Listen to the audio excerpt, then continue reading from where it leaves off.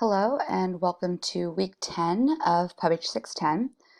Today we will discuss the role of public health and its relationship with city, state, and the federal government, and the interaction with other agencies as well as local government. The learning objectives for this week are to appreciate the importance of interagency cooperation, to understand the value of sharing resources, and that includes employees, to understand how politics and public health differ, and recognize that working with elected officials will require compromise, and lastly, to accept the presence of politics and politicians in public health.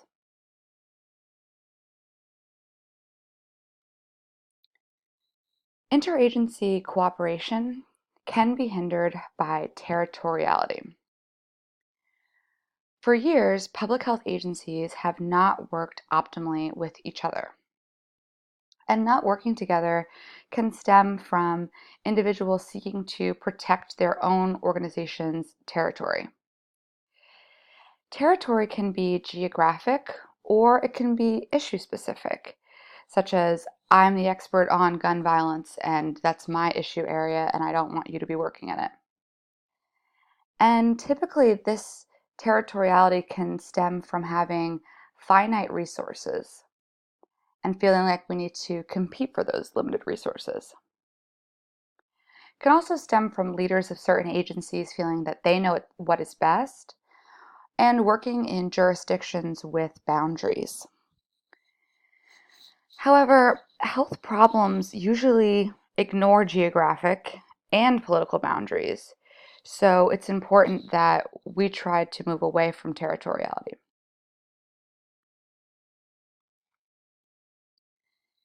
Initial activities to identify partners can include building relationships, establishing trust, and identifying areas of common interests.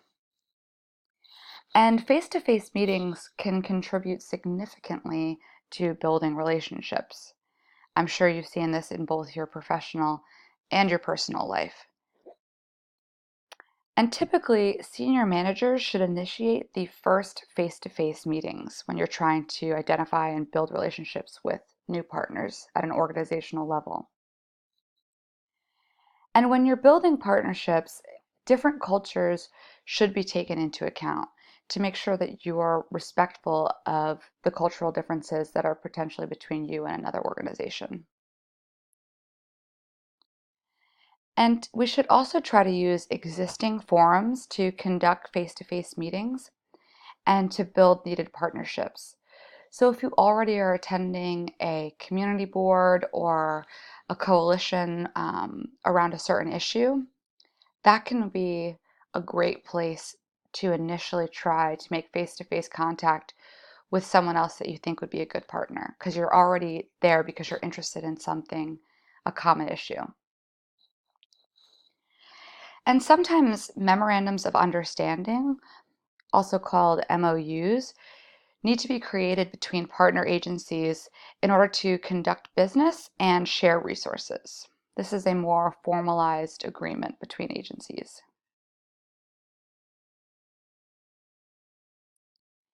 One important aspect of working with partners is trust.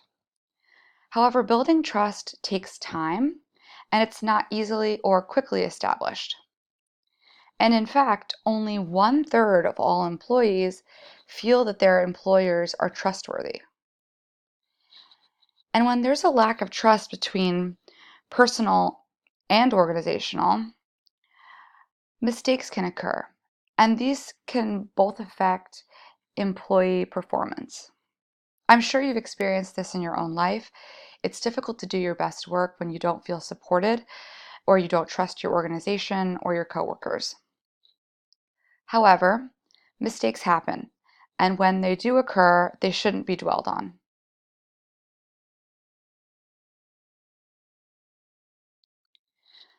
Local public health employees must work with different levels of government agencies.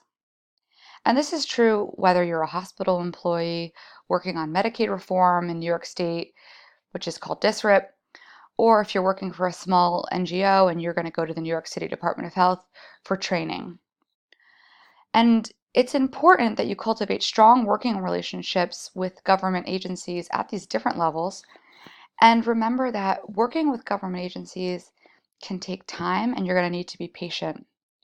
An example of this is I was working on a project a couple years ago now with the Brooklyn District Public Health Office. And we needed to get information from the NYPD on how many cyclists they had ticketed by race ethnicity for certain neighborhoods for certain years. And after filling out several online request forms, which were not intuitive, and calling precincts, I finally received the information many months later. And honestly, it wasn't complete. It wasn't all the information that I needed to receive. So this is just a good example of that sometimes when you're working with large government agencies like the NYPD, you need to be patient because ultimately it's better to have them as a partner in this project than irritate them and push them away. And lastly, many local agencies look to the federal government or even state and city government only as a source of funding. But they forget that there are many other resources that they can provide, such as training, support, other information, and all these things could be useful to you. Most local health agencies are small and they're minimally staffed. So sharing resources, including personnel, can help to ensure continuity of programs and be cost effective if it means that you're sharing benefits, supplies, travel, and sometimes training resources.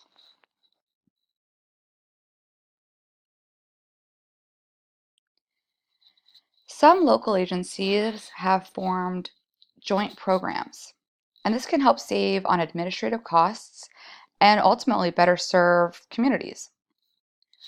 When you're beginning to work together, agencies should begin slowly if they're going to work together for the first time, and maybe establish an MOU and make sure that how your resources will be shared and who will do what and when is clear.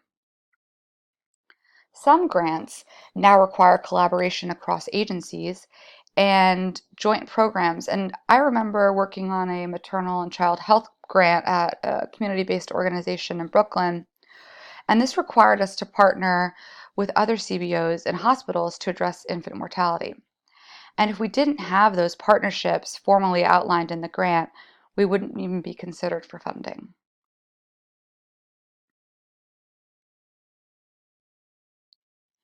When working with local government, it's important to create a feeling that the project will be a win-win situation, both for public health practitioners and the politician or government official. And another key aspect to working well with local government is to make sure that the staff of a health agency are empowered to actively meet with partners and other community stakeholders to get their buy-in and their perspective. And lastly, we can't forget that political figures will come and go, and that public health often has long-term goals which won't be met during someone's political term. Therefore, we need to develop small, winnable battles that politicians can celebrate publicly.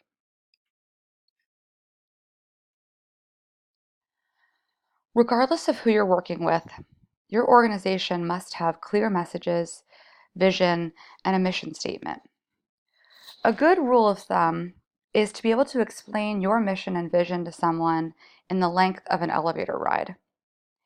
You've probably heard this before, but try it. It's harder than it sounds.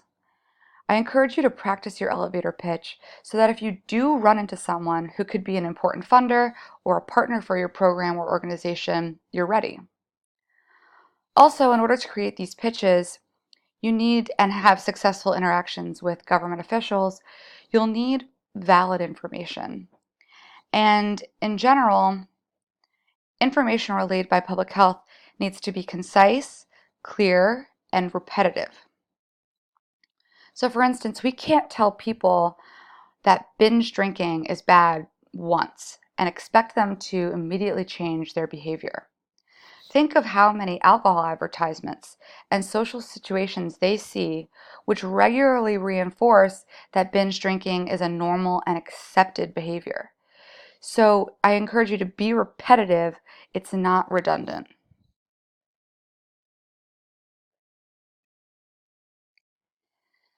Since public health is about improving population health and community well-being, in order to deliver these broad programs, funding is needed, and politicians are usually the people that control the funding that we're after. So naturally, we need to court politicians to make them champions for our issue.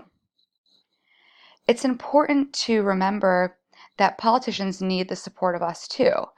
We are the voting public, and if they want to continue their stay in office, they need to make sure that they're responsive to ours, the community's needs. And that's why it's important for you to advocate for your issue and to get it on their radar. Also, when you do ask for funding, make sure that you're familiar with the laws regarding funding and you clearly understand what you're asking for, so you're sure that it's something that's feasible and that they have the authority to help you with. In summary, identifying partners is important to continuing programs, obtaining funding, and making daily operations effective. And there are multiple barriers to cooperation, such as things like territoriality and limited resources, but barriers can be overcome.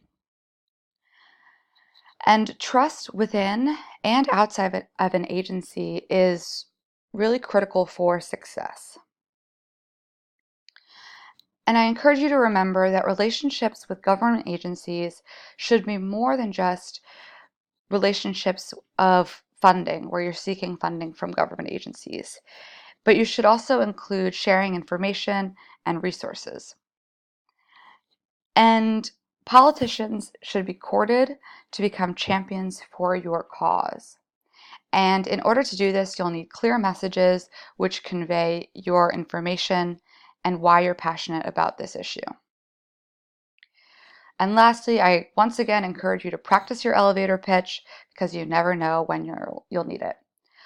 That's going to be it for this week. Please check out Blackboard for any other additional materials.